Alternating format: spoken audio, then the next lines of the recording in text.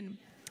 Espero que hayan puesto en práctica las advertencias que decíamos hoy, que hayan empezado a surgir conversaciones, que hayan empezado a surgir encuentros en estos espacios que compartimos todos los que estamos siempre en la vuelta de estas temáticas, bueno, que se hayan reencontrado y también que se hayan conocido.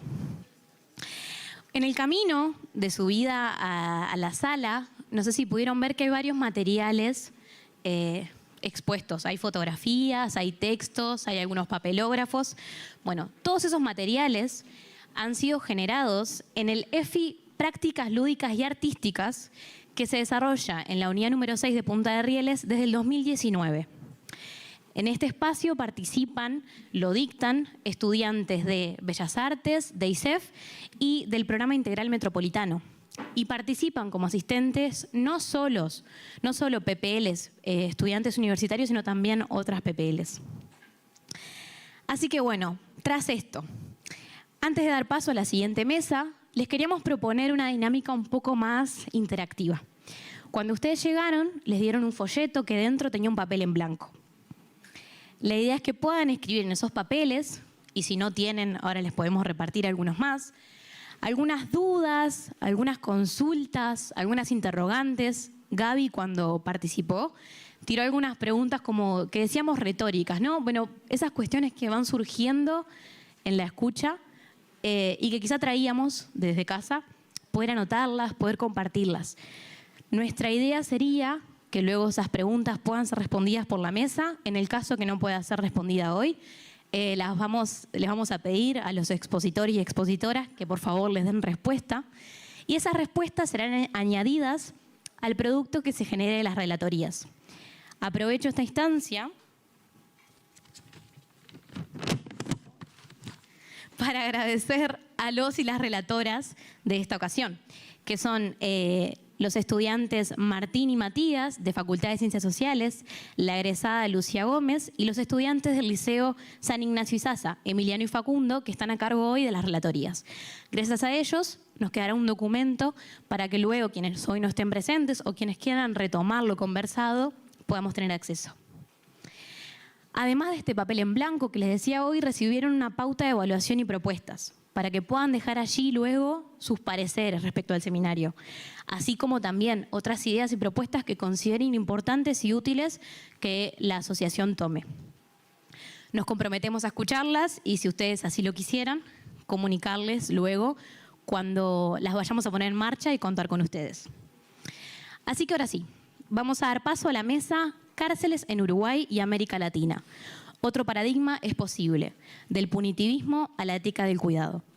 Y para ello le paso la palabra a la licenciada Serrana Mesa, quien integra el núcleo Trayectorias en situación de calle del espacio interdisciplinario y es la asistente académica del prorector de extensión. Ella moderará el siguiente panel. Bueno, qué momento casi soñado. Llamo a quienes van a integrar la mesa.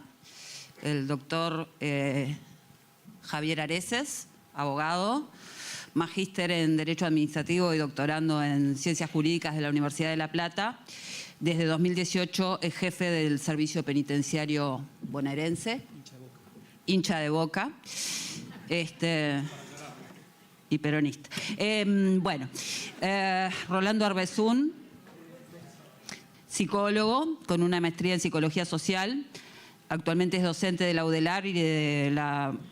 Acá me equivoqué. Fue director de la Unidad Penitenciaria de Punta de Rieles de 2012 a 2014 y... hincha de Nacional. Y, por último, el doctor Rafael Paternain, sociólogo, doctor en Sociología por la Universidad del País Vasco. A mi izquierda, como corresponde, y es actualmente el prorector de extensión de la Universidad de la República y quizás el que sea su más difícil trabajo, mi jefe. Y es de Nacional, por supuesto, todos lo sabemos. Bueno, en realidad mi rol hoy acá es simplemente de moderación. quienes me conocen, que son muchos, porque hace muchos años que estoy trabajando en cuestiones vinculadas a cárcel, saben que hablo mucho, así que me encantaría poder decir algunas cosas. Agradezco a la organización Familias Presentes por haberme recibido como investigadora. Hemos generado un vínculo realmente muy lindo, como corresponde a una antropóloga social. Y bueno, y un poco con los panelistas que provienen como de lugares diversos. Lo importante tiene que ver con lo que dice propiamente el título de la mesa, ¿no? Poder pensar un sistema penitenciario que, más allá de hacer hincapié en la seguridad como corresponde, pueda tener una ética del cuidado que lo atraviese, ¿no? Tanto de las personas privadas de libertad como también de sus familiares que van a la visita. Creo que es algo que se impone en este momento. Y nos interesa, bueno, las experiencias que han tenido tanto Arbezún como Areces actualmente, y por el lado de la Universidad de la República, qué visión y qué aportes se pueden hacer a pensar ese nuevo sistema penitenciario, que creo implica que toda la sociedad uruguaya pueda ver a las personas privadas de libertad y a la cárcel de una manera diferente. Y creo que todos tenemos que hacer una introspección y darnos cuenta de cuánta discriminación nos atraviesa para poder pensar en un cambio real. Le paso la palabra, arrancamos por el invitado extranjero. Bueno, muy buenas tardes. Quería agradecer muy especialmente a Gabriela, a todo el equipo que con una gran generosidad nos invitó a participar. Es bastante disruptivo, ¿no?, que nos inviten a quienes estemos a cargo de sistemas carcelarios, y me parece un avance importante porque implica algo que decía Gabriela con gran acierto, que es verdad, estamos hace muchos años en crisis, tenemos en general un funcionamiento caótico, disociado. En general los sistemas carcelarios funcionan fragmentados, es decir, tenés personal por un lado, privados de libertad por otro, sus familias penitenciarias, hay organismos de derechos humanos que controlan distintos ámbitos, la justicia, y es como que cada uno ve en el otro la suma de errores, ¿no? Hay una relación amigo-enemigo histórica. Y ayer lo decía y hoy lo reitero, es muy importante tener clara la percepción que tiene la comunidad de los sistemas carcelarios. Aparentemente en muchos sectores refleja, y hay un eco de la frase, de que nada bueno sale de la cárcel. Y nada bueno de las personas privadas de libertad y sus familias, y nada bueno del personal y sus familias, ¿no? Con lo cual, en esa visión maniquea, es muy difícil salir. Ahora, ¿cuál va a ser la actitud de los sistemas ante esa percepción de una parte de la sociedad? Nos vamos a quedar en la queja fácil de decir, che, la pucha, bueno, qué pena y qué tristeza me da que la sociedad no valore los esfuerzos que se hacen, porque, como bien dijo Gabriela, son las dos realidades. Una muy dura de hacinamiento y de condiciones muy difíciles de sobrellevar, y otra de iniciativas que valen la pena impulsar y acrecentar. Son las dos caras de la moneda. Entonces, quedarnos en la crítica, en el hecho de decir la justicia no nos apoya, o no tenemos presupuesto, o la sociedad es injusta, o el periodismo solo muestra lo malo de las cárceles, me parece, y esto lo planteo para el debate, que es facilista, me parece que nos va a dejar en el mismo lugar en el que estuvimos siempre, y tenemos que generar juntos un paradigma distinto, que es básicamente, la sociedad va a empezar a percibirnos de otra forma cuando nosotros, sistema carcelario, empecemos a transformarnos. La sociedad nos va a ver distintos cuando empecemos a desandar un camino diferente. Porque es un lugar común decir que los sistemas carcelarios en el mundo, con sus más y con sus menos, están en crisis. Lo que también hay que decir es que no abundan los sistemas carcelarios que tienen una agenda de trabajo. Que hoy rescato, bueno, lo que fue la apertura, donde Gabriela contaba en ese mes de enero, de gran calor, cómo empezaron a planificar, organizarse, armar agenda. Bueno, las organizaciones lo que no agendan no sale. Lo que no plantean como objetivos estratégicos es muy difícil después que lo puedas implementar. Hay una frase de Séneca que tiene resonancias marinas, que es: no hay buenos vientos para quien no sabe a dónde va. O dicho de otra manera, no hay buenos vientos para quien no tiene puerto claro. Entonces, ponernos en otro lugar, comprender que somos todos partes de un sistema o de una comunidad carcelaria o penitenciaria y darnos el debate de hacia dónde vamos. Y en esa agenda hay cosas que la vamos a tener a corto plazo porque están más al alcance. Hay otras de mediano plazo y otras que hay que trabajar en profundidad. Pero hay que comenzar a hacerlo. Y no solo con una agenda propia acá en Uruguay, sino una agenda regional, cada uno con sus matices, pero tener claro y que la política también tenga claro qué espera la sociedad de los sistemas carcelarios. Y en esa posibilidad de autocrítica, fíjense una cuestión, hay un libro muy interesante de Durkheim que se llama justamente El suicidio, donde hace un primer análisis metodológico muy profundo del suicidio y su impacto en las distintas comunidades en el mundo. Uno siempre tiende a pensar que el suicidio está presente, muy presente en aquellos lugares donde hay más necesidad, no tanto en los países desarrollados.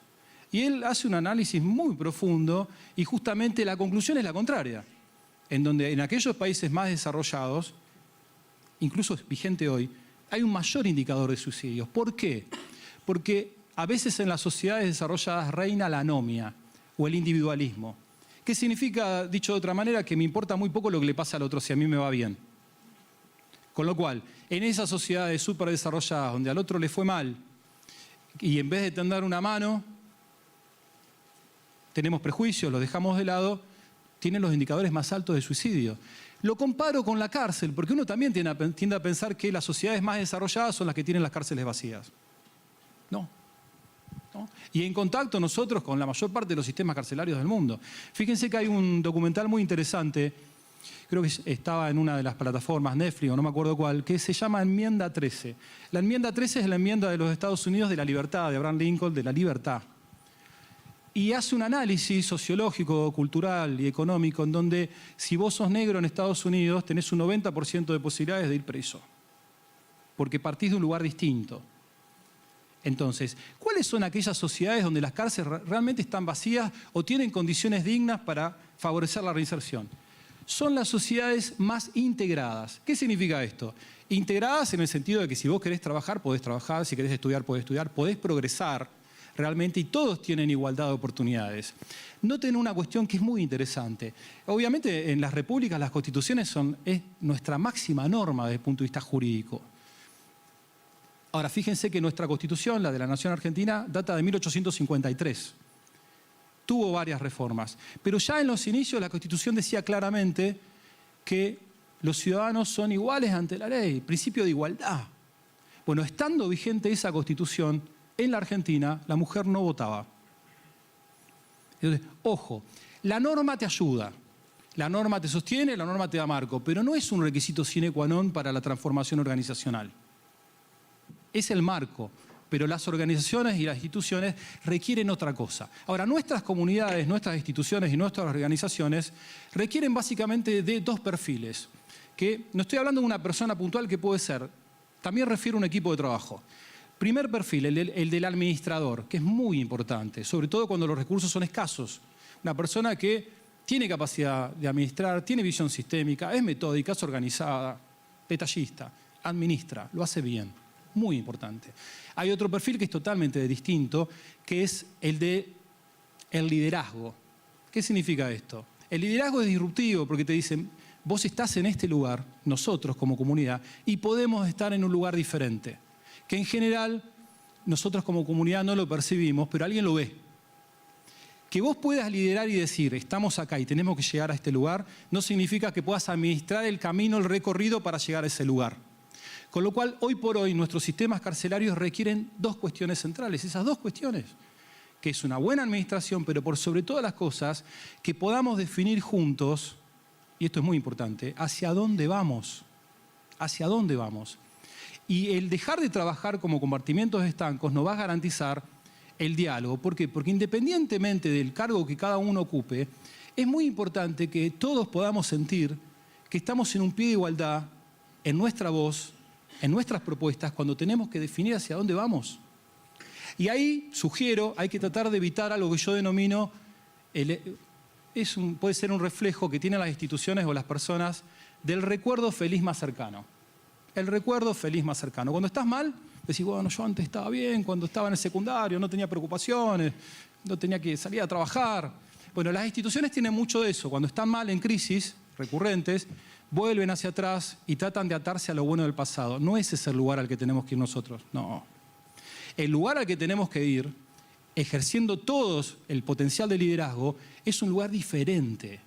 Un lugar en donde pasemos de las unidades carcelarias, como siempre dice nuestro querido amigo Jaime, a centros de trabajo y reinserción. Recordemos que la palabra luego del símbolo tiene una potencia enorme. Si vos de chico te dicen, sos un inútil, no servís para nada, te graban de manera indeleble en la psiquis eso, y solo lo vas a poder revertir, si es que lo revertís, después de muchos años de terapia, de mucho trabajo. Con lo cual, el ir modificando palabras y poder nosotros también modificar la perspectiva tratamental que tenemos, esa palabra tratamental, ¿no? Para los privados de libertad, cuando por ahí lo tratamental está más enfocado a una persona que está enferma o le das tratamiento a los residuos, pero hay que ir más a áreas que se denominen desarrollo personal o algo similar. No podemos contar con estructuras organizacionales que tienen 15 o 20 años, cuando hoy por hoy en el ámbito privado cada 2 años máximo se cambian las estructuras organizacionales de las empresas chicas, medianas y grandes. ¿Por qué? Porque las estructuras siempre tienen que ir de la mano del análisis que haces de la sociedad y adaptarse en base a los objetivos que planteas. Y como es tan versátil hoy y es tan dinámico el cambio social, necesitas tener estructuras versátiles. Yo quisiera comentarles que puse a disposición de la organización, yo había traído una presentación. Serrana, como buen criterio, me dijo, la gente se va a dormir. Es verdad, una presentación muy larga, pero yo quisiera ponerla a disposición porque ustedes sepan que si se contactan con la organización hay 2 cuestiones. Una presentación en donde van a ver algunos ejes de transformación que estamos impulsando desde la provincia de Buenos Aires con un impulso muy disruptivo del ministro de Justicia y Derechos Humanos, Julio Alac, que les envío un saludo muy especial. Estamos trabajando de una manera muy parecida con las familias en la provincia de Buenos Aires. Está esa presentación y hay un video del desarrollo de polos industriales, que Nobleza Obliga, quiero reconocer en Rolando, en Jaime, en Luis, en todo el equipo de trabajo que llevó adelante esa experiencia inédita, con la cual yo había tomado contacto en 2018 cuando recién me hacía cargo. ¿Vieron cuando vos estás, no sé, a mí me gusta jugar al fútbol, tenemos un equipo de fútbol 5, ¿no? Y vamos y jugamos con otro, y vos venís ganando, decís, ¿qué equipo que tengo? Y de repente jugás con otro equipo y perdés 7-0. No con Nacional, pero perdés 7-0. Y vos decís, esto juegan otra cosa. Esto juegan otra cosa. Y la cabeza, ¿viste? A veces te pasa con un maestro, con un padre, con algún amigo, con algún libro, con alguna experiencia espiritual, que vos estás en un ámbito, es como estar en una casa y que vos conocés, hay 3 habitaciones, conocés una y de repente alguien o algún hecho disparador te abre la puerta para otro ámbito y decís, che, la pucha, la casa era otra cosa. Bueno, yo lo que siento, lo que sentí en ese momento era que había tomado contacto con un equipo de trabajo realmente extraordinario y tratamos de replicar eso en la provincia de Buenos Aires. En la unidad 1 de Olmos, que tiene un modelo, 5 minutos, Dios mío, que tiene un modelo de sin. La unidad 1 de Olmos es de 1939, 2.700 personas privadas de libertad. Tenía altísimos niveles de violencia. Inauguramos con mucho esfuerzo un polo industrial. 150 máquinas de última generación, 450 personas trabajando. También en una unidad que queda cerca de mujeres, polo textil para las mujeres, cerca de 700 personas trabajando, con los mismos estándares de calidad que una empresa afuera. Y estamos replicando esos polos en distintas unidades, elaborando mobiliario escolar, con mayores pautas de calidad, más barato para el Estado y la persona privada de libertad cobrando el salario que le corresponde. Es decir, que ese trabajo en la unidad 1 de Olmos, casi 500 personas trabajando, 300 en la primaria, 300 en la secundaria, 300 en la terciaria y 200 con estudios universitarios, lo que hicieron es planchar la cárcel, porque en definitiva, aquellos ejes de transformación de las personas, vos podés enseñarle o tratar de transmitirle, esto dicho con mucha humildad, a alguien un oficio, un trabajo o un estudio cuando está privado de libertad. Perfecto, pero después cuando salga puede volver a recaer en alguna conducta. Bueno, eso puede ocurrir.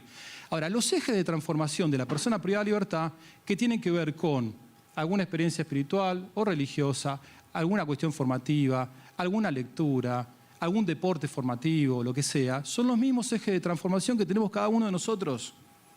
Si lo que vos aprendés no te llega al alma, no te transformás. Porque si vivís en lugares muy apartados, en donde no llega el Estado nunca, y donde la primera vez que comiste 2 comidas en un mismo día fue en una cárcel, o la primera vez que te hicieron un chequeo médico fue en una cárcel, hay una gran deuda del Estado y ahí hay que planificar y ser muy riguroso para llegar a esos barrios. Pero digo, si cuando vos elaborás tu sistema de valores, que esto es algo intuitivo, antes de los 10 años lo elaboramos, qué es lo que nos importa, lo que es importante para nosotros y quiénes somos y a dónde pertenecemos. Si antes de los 10 años vos sentiste que el resto de la sociedad que accede a bienes y servicios es el otro, que no te ayuda en nada, que la policía es un enemigo, que la justicia también, que los políticos no hacen nada por vos, armaste tu sistema de valores. Con lo cual, cuando entras a la cárcel, si te toca, por más que aprendas oficios o termines la secundaria, vos no modificás tu sistema de valores, seguís sintiendo que el resto de la sociedad es tu enemigo. Entonces, hay que llegar antes, hay que llegar mejor, hay que llegar de otra manera. Y esto también, planteando el debate de lo que se viene por sobre todas las cosas, no va desde la eficiencia y la eficacia. A los funcionarios nos piden que cumplamos metas, que seamos eficientes y eficaces. Es válido, por supuesto que sí, hay que hacerlo. Pero hay otra cuestión. No es solamente el imperativo constitucional. Ese trato amoroso del que siempre habla Jaime refiere a tratar a los demás como a nosotros nos gusta que sean tratados. Y cuando él dice la fuerza más importante y más potente es la del amor. Créanme que desde la conducción del sistema carcelario, si se quiere a la gente, y cuando hablo de la gente hablo del personal, sus familias, privado de libertad, su familia, se los atiende, se los dignifica, se arma agenda de trabajo, la transformación es posible y es indispensable. Es indispensable. Porque en definitiva, cuando nosotros salimos a pedir presupuesto como sistema carcelario, lo pedimos para mejorar la seguridad pública. A raíz de todos estos pueblos que inauguró la provincia de Buenos Aires, bajamos por primera vez en la historia del 50% de reingreso al 30, 20 puntos. Y tenemos un pico de sobrepoblación que ustedes en la presentación que hice van a poder tomar contacto. Finalmente, para no acaparar, yo quisiera que sepan que mi teléfono celular está a disposición de la organización. Si alguien lo quisiera anotar, se los paso ahora, es 11, característica de la Argentina, 11 5806 11 5806 3308.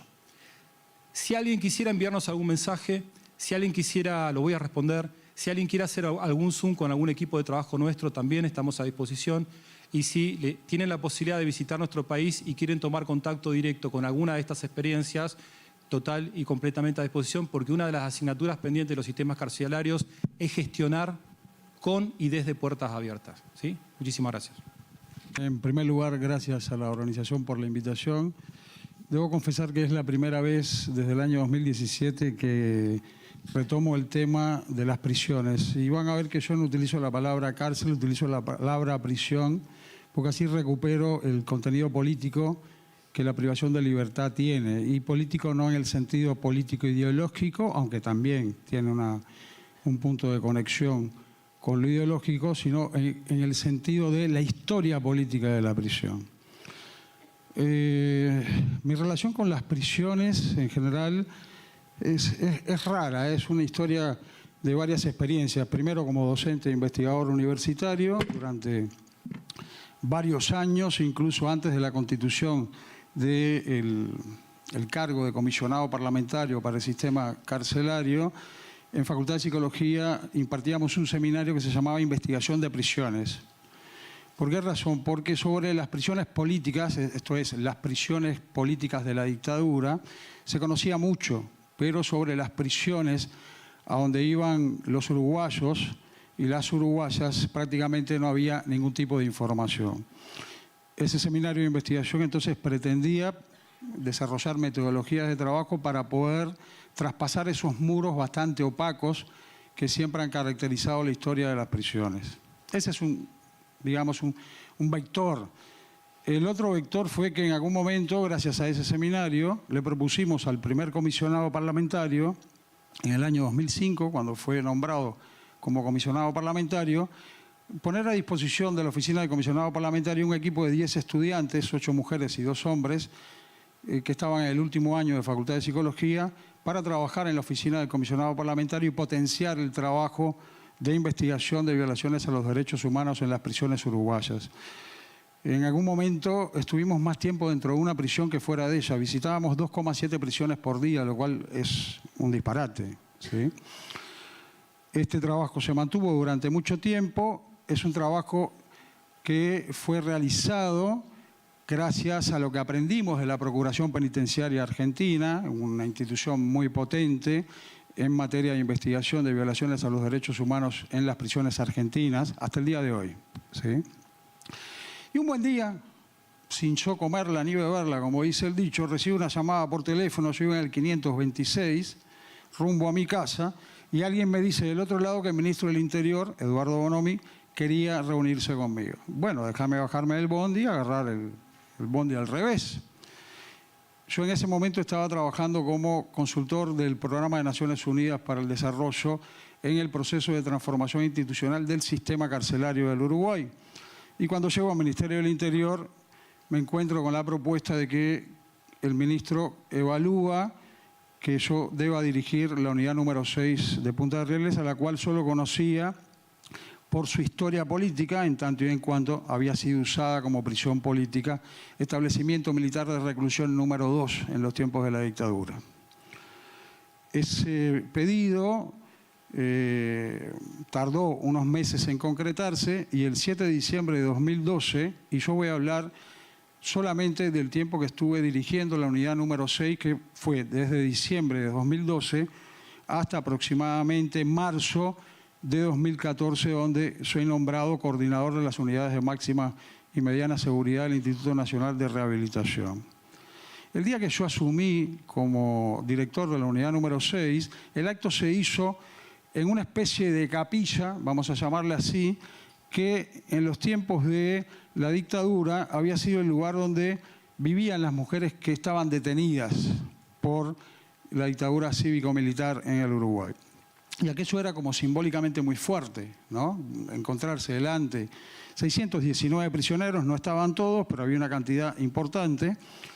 Y así yo recuerdo que en el discurso que siempre uno tiene que dar en esas instancias formales, me comprometí, dije dos cosas. Una referida a qué hacía yo allí y la segunda referida al compromiso que a partir de ese momento adquiría con todos y cada uno de los prisioneros. La primera condición, la primera cuestión que planteé es que yo era contingente, es decir, mi presencia allí era una contingencia. Que el trabajo que a partir de ese momento se desarrollara sería efectivamente un trabajo de equipo si el día que yo me fuera el trabajo continuara, si no, bueno, para mirarse el ombligo tenemos el espejo y con eso alcanza. Y la segunda cuestión, que me parece la más relevante, es que el equipo que habíamos formado en la dirección de la unidad número 6 se comprometía a que jamás, nunca más, en esa unidad iban a ser violentados los derechos humanos y la dignidad de ninguno de los prisioneros que por ella pasaron. Y ahí nos abocamos. Punta de Rieles tuvo muchas batallas, porque era la primera vez además, no la primera vez en la historia, pero sí en la historia relativamente reciente, sobre todo en el proceso de reforma penitenciaria que se había iniciado en el año 2010 con el acuerdo de todos los partidos políticos, era la primera vez que un equipo de civiles desplazaba a un equipo de dirección de policías, con lo cual la primera línea de batalla no eran los prisioneros, sino eran justamente las dinámicas de los funcionarios policiales, con todo lo que eso significa.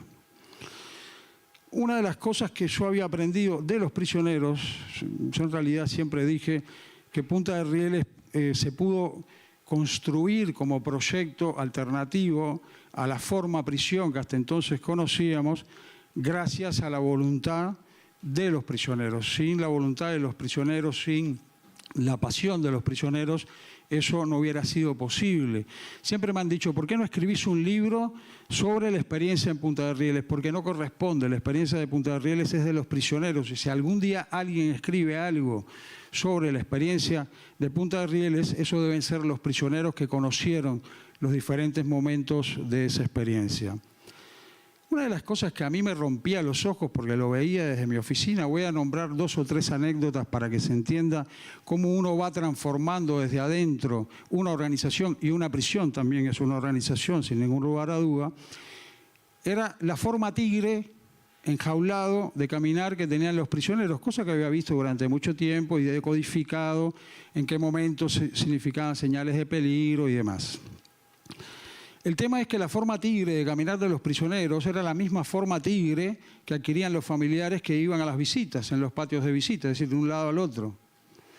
¿Cómo romper eso? Que es también, digamos, un efecto cultural de la privación de libertad en esas condiciones de gestión de la privación de libertad. ¿Qué podemos hacer? Inicialmente recuerdo que conocía a muchos prisioneros de hacía muchos años atrás, iba y me metía entre la pareja y le decía, yo la conozco antes que vos, vamos a caminar como si estuviésemos en una plaza, ¿no? Uno camina en una plaza con determinados tiempos y demás. Pero claro, cuando yo me retiraba, volvía el tigre, pim, pim, pim. Bueno, vamos a crear una plaza, entonces, para que no puedan caminar más como tigre, porque si caminas como tigre en medio de una plaza te vas a caer, tan sencillo como eso. Y empezamos con unos juegos infantiles, y todo aquello fue creciendo y toda esa dinámica empezó a darle como otro color al momento del encuentro de los prisioneros con los familiares. Es absolutamente triste, terrible, ver el momento de la despedida de los familiares de los prisioneros.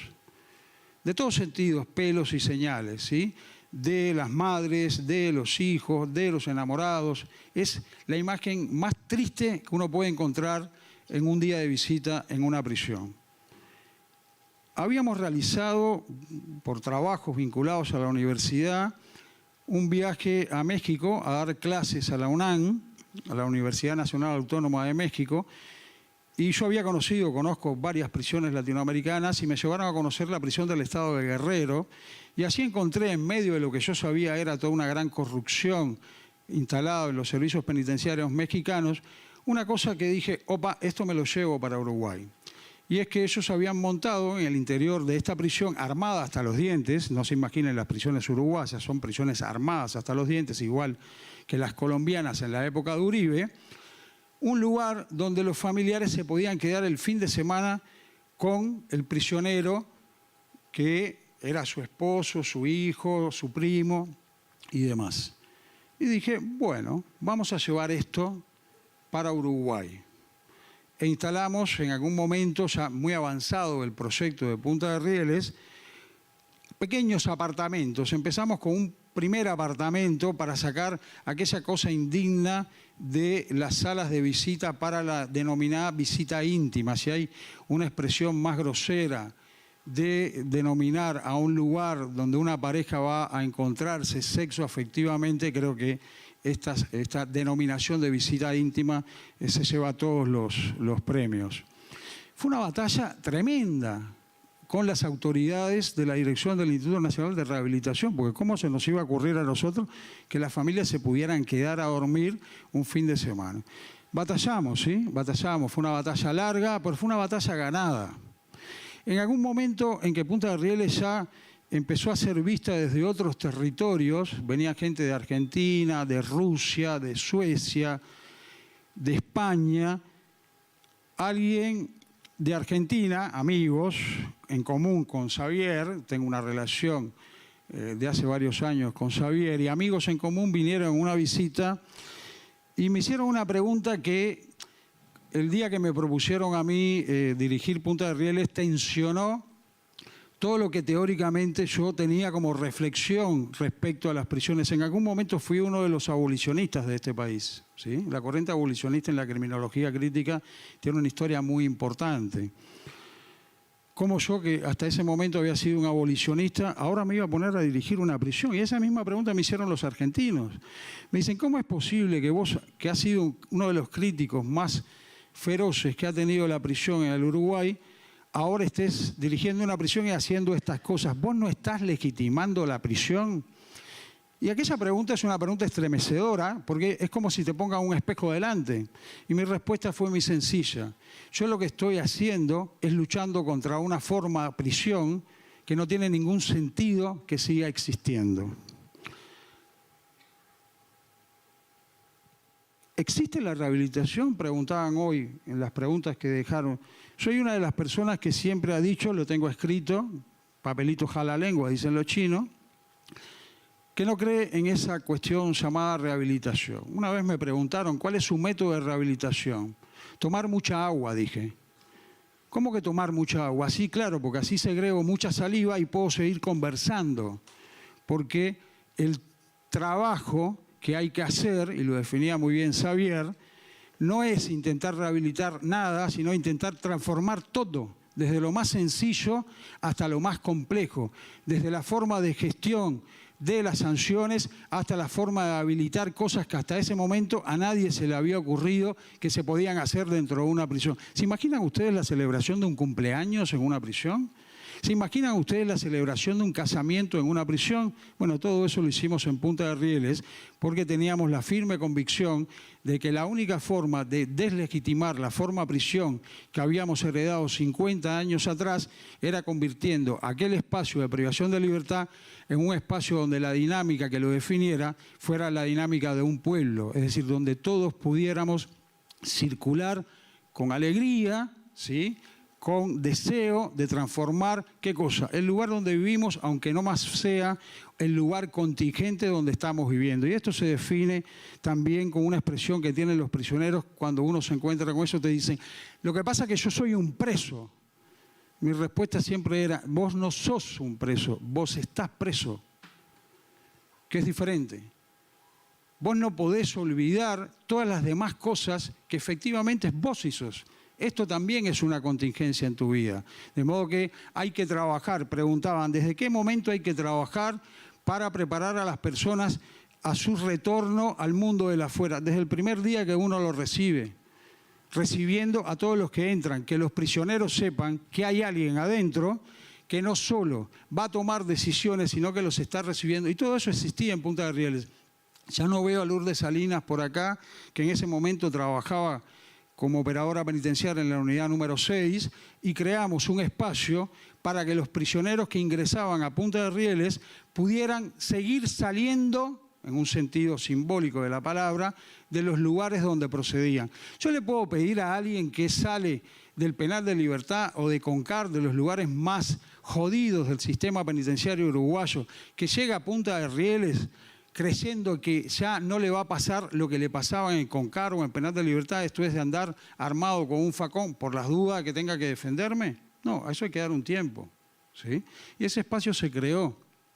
Y se creó de tal forma que los prisioneros pudieran entender rápidamente que habían llegado a un lugar distinto, donde la necesidad de defenderse no era necesario. Gracias. Muchas gracias por la invitación. A familias presentes, es un gusto compartir con ustedes este seminario. Yo voy a decir lo primero que, sin poner mala cara, por supuesto, pero la primera reacción es que hay algo en todo esto de desesperante, ¿no? Pero al mismo tiempo hay algo de esperanzador, de muy esperanzador, por lo menos en esta jornada, en este momento, en este lugar, en esta excusa que nos estamos dando para pensar y repensar nuestro sistema penitenciario. ¿Por qué digo desesperante? Porque, a ver, yo escuchaba hoy a Gabriela plantear todas las preguntas y salvo, con la excepción de las tobilleras electrónicas que no existían, son las mismas preguntas formuladas desde los años 90. Estamos en el mismo punto, razonando sobre lo mismo. Es decir, el problema lo tenemos agravado y más o menos la conversación, por lo menos en Uruguay, es más o menos la misma, con pocas variaciones. Entonces, bueno, eso creo que dice algo, ¿no? Por lo menos desde la perspectiva del proceso sociopolítico uruguayo. Y la justicia restaurativa, por supuesto, la justicia restaurativa ya en las perspectivas victimológicas de los 90, cuando entraban con fuerza en el debate uruguayo, están planteadas ahí, no permean donde tienen que permear.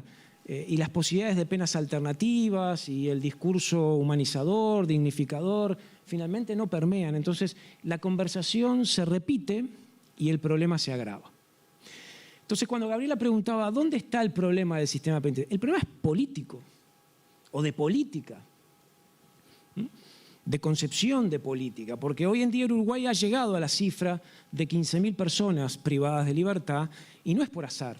No es por evolución natural del fenómeno de la violencia y la criminalidad, y mucho menos es por el éxito de la gestión de los cuerpos policiales. la población carcelaria crece y ha crecido sostenidamente por el resultado de decisiones políticas de política criminal que han ido aumentando penas, máximos, mínimos, las restricciones absolutas de los institutos liberatorios y todas las modificaciones y micromodificaciones que hemos tenido y que todas han pasado por el debate parlamentario y por la decisión política. Si el país, si quieren un consenso en materia de política criminal en Uruguay, ahí lo tienen. El consenso político es la cárcel que hoy tenemos. Y cuando queremos conversar para intentar revertir eso, no salimos del lugar. Entonces, el problema es político, de política, fundamentalmente porque no hemos logrado, y yo sé que no es fácil, pero no hemos logrado una estrategia de reducción de la violencia que en paralelo reduzca el castigo también. Porque creemos que el problema del delito lo podemos reducir o mitigar aumentando los niveles de prisionización o de elevación de la tasa carcelaria. Por lo tanto, la cárcel cumple un papel político decisivo.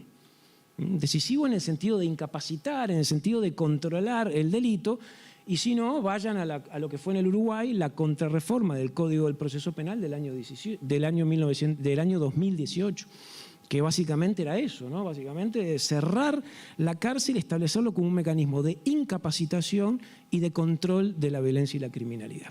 Porque todos los otros dispositivos de política pública en materia de seguridad no funcionan, fallan. Entonces, hasta que no logremos efectivamente disminuir los niveles de victimización, disminuir las tasas de violencia, pero no aumentando la carga de la población carcelaria, sino también haciéndola disminuir en paralelo, no vamos a salir de las conversaciones recurrentes. Y ahí está el desafío de política pública y ahí está la imposibilidad y un poco la sensación desesperante de esto de circular y de conversar siempre sobre lo mismo. Las inercias en el Uruguay con respecto al sistema penitenciario, eso es como para quizá otra conversación y poder discutirlo, yo creo que le han ganado a las novedades. Si uno identifica las novedades que el sistema ha tenido en 25, en 30 años, son pocas. Y por supuesto podría mencionar el Centro Nacional de Rehabilitación, el modelo de progresividad del CONCAR en sus inicios, algunos cambios institucionales, ni que hablar el INR, los cambios a nivel de los operadores penitenciarios, los esfuerzos de reforma, la experiencia de Punta de Rieles. Hay novedades, hay cosas importantes que creo que han quedado limitadas o disminuidas por una lógica predominante, una lógica securitaria y una lógica de las inercias predominantes. Seguimos discutiendo dónde van las cárceles, pero es la discusión de la década del 90, o mejor dicho, de la salida de la dictadura cuando las cárceles pasaron del Ministerio de Educación y Cultura al Ministerio del Interior, que fue un poquito antes de la dictadura. Estamos en el 2023, ¿y dónde van? No, Ministerio de Educación y Cultura no, en el MIDES no. Ahora encontramos la posibilidad, no sé si se dará, de un Ministerio de Justicia, y si recorremos América Latina y vemos los horrores que vemos a nivel de los sistemas penitenciarios en muchos lados, la gran mayoría de esos sistemas dependen de ministerios de justicia y de derechos humanos, dicho sea de paso. Entonces, seguimos estancados, ¿no?, en esa discusión, cuando en realidad quizá una de las posibilidades, pero tampoco hay como mucho margen para pensar, es que las cárceles deben de seguir en la órbita del Ministerio del Interior. Lo que hay que reformar es el Ministerio del Interior, ¿no? Porque sacar las cárceles del Ministerio es asumir que el Ministerio del Interior, como rector de la política de seguridad, tiene que seguir tal cual está. Y ahí tenemos otro problema añadido. Pero bueno, eso es otro debate, otra consideración. Simplemente quiero poner sobre la mesa esta cuestión de cómo las inercias en el proceso uruguayo le han ido ganando a las novedades. Y yo reconozco que ha habido novedades. Entonces, el problema es estructural, el problema es sistémico, el problema es político. Y yo entiendo que si nos quedamos ese problema de política criminal, y bueno, podríamos describir el contexto sociocultural en donde el delito ha tenido una centralidad tan importante. Uruguay ha sido de las sociedades más integradas de América Latina, ¿no?, tradicionalmente, y sin embargo ha sido de las sociedades que ha tenido más altas tasas de población carcelaria, antes incluso de la dictadura, en proporción, ¿no? La dictadura hizo, ¿no?, tuvimos seguramente la mayor cantidad de privados de libertad por razones políticas del mundo en su momento, y hemos seguido siendo de los países con tasas de población privada de libertad de las más altas en la región, allí disputando con Costa Rica, con Panamá, con Chile, según el momento y el lugar. Entonces, hay esa idea de que hay cierta matiz de integración social que se corresponde o no con el volumen de población carcelaria. El Uruguay también puede dar muestras de su excepcionalidad. Entonces, hay algo de la cuestión del sistema, de la lógica de construcción que hace muy difícil también ponerse a pensar con una mirada un poquito más esperanzadora. Y claro, uno puede quedar en esta crítica que no es novedosa, Rolando recién decía, en términos de concepciones abolicionistas y ciertas perspectivas críticas que por supuesto hay que seguir actualizando y nutriendo. Pero claro, el problema sigue estando allí, ¿no? Y a veces uno, cuando desvía la crítica o la lleva a un extremo, digamos, se encuentra con que el problema existe y el sistema existe como tal y se reproduce como tal. Y hay que pensar en otras claves, ¿no? De humanización, de dignificación, y ahí reaparecen los conceptos de la rehabilitación, la resocialización, la reintegración, que han sido sometidos, todos ellos, ¿no? Sometidos a críticas tan severas desde distintas perspectivas teóricas y criminológicas.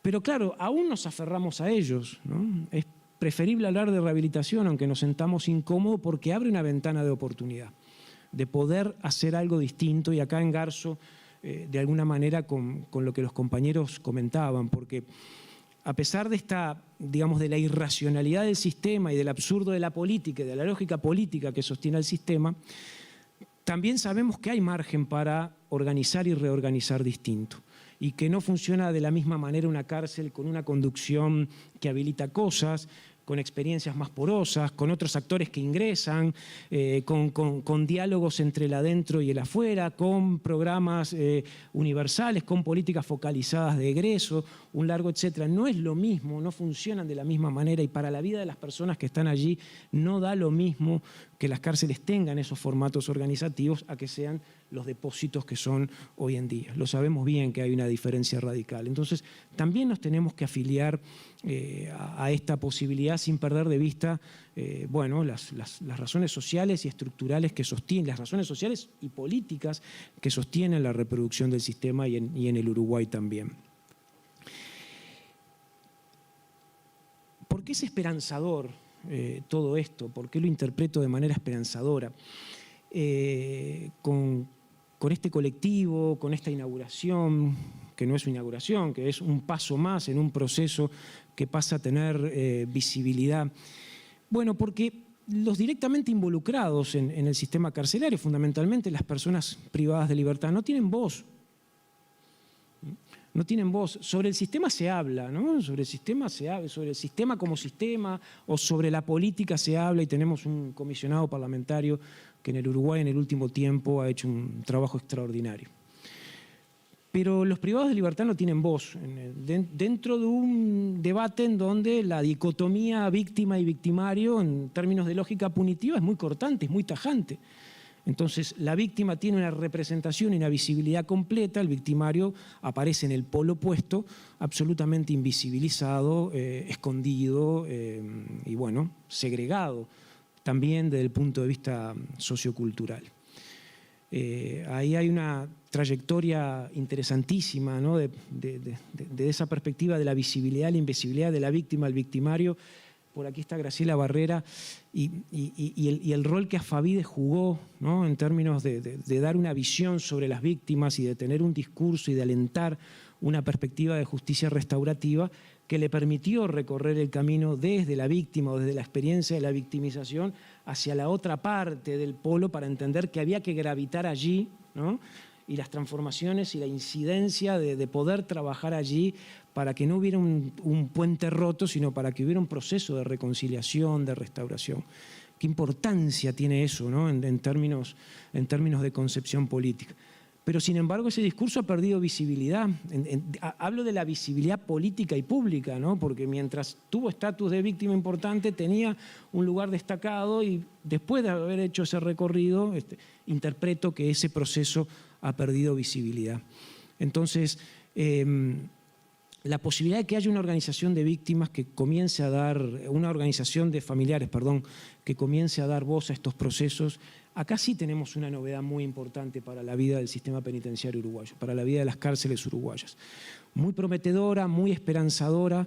Qué importante sería también tener la voz y la perspectiva de los funcionarios, ¿no? en todas sus escalas, y en el caso uruguayo de los operadores penitenciarios, que habitualmente siguen estando allí también escondidos, poco reconocidos, lo que ellos pueden aportar, lo que ellos pueden dar como insumo para repensar los procesos y también para repensar las cárceles desde adentro. Las instituciones no son lo que sus autoridades dicen. Entonces, repensar las instituciones desde otro lugar, en una conversación pública, en una conversación política, también es extremadamente importante. Ojalá que ese proceso, que haya un proceso de sindicalización de esos operadores penitenciarios que pueda prosperar, porque creo que lo que podemos aprender en términos de esa vida cotidiana y de la lógica del sistema funcionando es infinito. Pero hoy estamos aquí con esta novedad, con la posibilidad de tener esta organización de familias presentes, que no es directamente la voz de las personas privadas de libertad, pero que aporta voz y va a aportar otra perspectiva. Y creo que acá hay que pararse y acá hay que poder dar todos los apoyos, todos los estímulos para este diálogo, para reiniciar este diálogo, para retomarlo desde un lugar diferente. Y bueno, la Universidad de la República se compromete radicalmente en este proceso. Compromiso con el tema, que lo ha tenido históricamente. Hace algunos años atrás, Juan Miguel Petit decía, bueno, necesitamos que la universidad se involucre más. La universidad siempre ha orbitado en torno al problema carcelario, de distintas maneras, por lo menos en el Uruguay la universidad pública, y no solo la universidad pública, pero especialmente la Universidad de la República. De distintas formas, de distintas maneras, con núcleos de investigación, con proyectos de extensión. Ha habido mucha masa crítica que se ha ido acumulando desde distintos lugares y desde distintas vertientes. Creo que en el último tramo ese proceso de incremento de capacidades, de aporte, de colaboración ha sido mayor todavía. Podemos hacer en otro momento quizá un balance. Pero lo que decía Gabriela también es muy sintomático, es decir, con la excusa de esta organización que nuclea a todos los actores universitarios que están en torno al tema, ellos se sorprendieron justamente de la diversidad y de la abundancia de perspectiva, y los universitarios nos sorprendimos porque en realidad no teníamos ni idea del circuito de gente trabajando en torno a esto. Entonces la universidad tiene una obligación de ordenar la temática, de fomentarla, de promoverla, de articularla obviamente con las organizaciones sociales, con el comisionado parlamentario, con las instituciones responsables. Creo que el aporte puede ser mayor, de manera tal de construir una agenda común. Entonces, ahí es donde seguimos viendo esas luces de esperanza, de poder hacer un trabajo conjunto, de marcar agenda, de poder establecer una línea de acción sobre la base de evidencias y de conocimientos, y también sobre la base de una perspectiva crítica que es irrenunciable por las razones que yo decía al principio. Entonces, me quedo con esto último, con el compromiso nuestro, con el compromiso de la Universidad de la República, y al mismo tiempo me quedo con esta perspectiva esperanzadora. Felicito a la organización, pueden contar con nosotros y bueno, les deseamos todo lo mejor en esta nueva etapa, porque creo que sí, efectivamente, estamos ante una novedad importante para la vida y para la lógica de la articulación política del sistema carcelario en el Uruguay. Muchas gracias. Voy a romper el hielo. No, a mí me parece, yo voy a tomar un poco en parte de lo que dijo Rafaela, lo último. Me parece que necesitamos un sinceramiento real de lo que estamos viviendo. Hemos pasado muchos años y cuando uno escucha estas historias es volver al inicio, ¿no? Siempre los mismos problemas, siempre las mismas dificultades. Entonces, mi apuesta es a pensar en una exigencia al sistema político de que si todo lo que hicimos hasta ahora no dio resultado, nos animemos a hacer cosas diferentes. Porque está demostrado que el encierro, que el aumento de penas, que la creación a veces de figuras nuevas, cuando en realidad ya existen, no promueven ninguna solución al sistema penitenciario. Por lo cual, el desafío es que los políticos y el sistema político asumamos que hay que intentar una nueva manera de hacer las cosas. Y esa nueva manera de hacer las cosas tiene que tener la autocrítica necesaria y tiene que tener la valentía de proponer cosas que demuestren otra manera que sí creo que es posible, de intentar cambiar, de intentar fomentar cuestiones alternativas, y que sí se ha demostrado en la mínima experiencia en este país de que cuando se han intentado cosas diferentes han dado buen resultado. Entonces me parece que fundamentar la autocrítica, fundamentar el compromiso del sistema político y el asumir de que cuando hay cosas que hicimos mal, no dieron resultados, intentar hacer cosas nuevas. Nada más. Gracias, Patricia. ¿Alguien más? Bueno, yo quisiera, para cerrar, decir lo fecundo de esta mesa y desde mi rol, desde la universidad, lo fecundo de todo lo que hemos venido viendo en este seminario. Creo que tenemos un gran desafío y tenemos posibilidades de hacer cosas, no cambios radicales, pero sí, como plantea Rolando, en ir mejorando cuestiones específicas de trato y de dignidad. Hay mucho trabajo para hacer, las familias tienen un rol súper importante y me parece que tenemos que seguir trabajando todos los diversos agentes de este campo para ir logrando mientras se puede los pequeños cambios hasta que llegue ese momento que quizás algún día llegue, de cambio profundo y radical del sistema penitenciario. Muchas gracias y nos estamos viendo.